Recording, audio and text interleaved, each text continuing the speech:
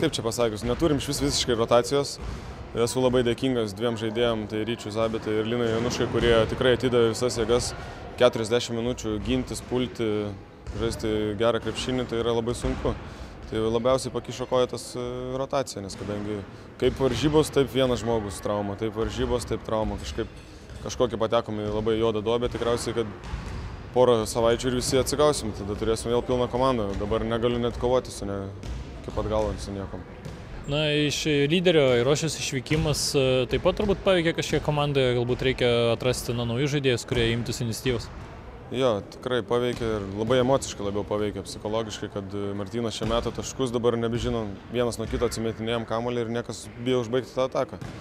Kažkaip turim atrasti, kad kažkas imtųsi daugiau iniciatyvos. Aš sakiau, vyrukai, turim imtis kažkuris iš iniciatyvos, nes kadangi jeigu nesiimsim, nepadengsim Martyno Irošiaus naudingumo taškų, atkovotų kamuolių, tada bus labai blogai.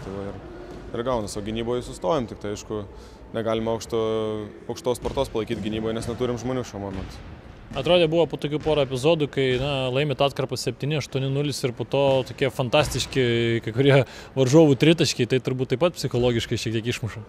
Labai psichologiškai išmuša ir vyrukai ginasi 22 sekundės ir gaunam tokį tritaškį, tai labai psichologiškai užmuša ir dar kai esi tikrai pavargime, nes kadangi jau vaikinai visą jėgas atidavė tiek gynyboje, tiek puolime ir gaunam tokį tritaškį ir taip emociškai vėl į minusą. Vėl bandom vytis, genamės ir vėl gaunam. Taip emociškai jo. Aišku, iš sudaviečiai visą laiką, kiek žiūrėjau jų video peržiūros, tai visą laiką tokių mėgsta skaudžių tritaškių. Mes tiek vakar 2 įmetė, nes apylygiai žaidė su Tornado 2 tokius tritaškius.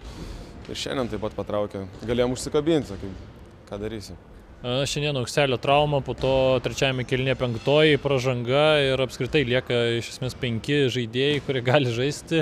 Na, turbūt vyrams esate dėkingas už tą kovą ketvirtajame kėlinyje, iki -3 sumažinti tokioje padėtyje taip pat reikia daug jėgų ir apskritai daug visko įdėti. Ne, tai čia tik tai lenkti galvą, negaliu net vieną pykti žaidėjo, nes kadangi visas jėgas atidavė, negaliu nieko priekaištų nei gynybai, nei puolime, nes kadangi tikrai atidavė visas jėgas, kaip sakau, 5 žaidėjai, tai rotacija tokiame lygyje, nieko gero.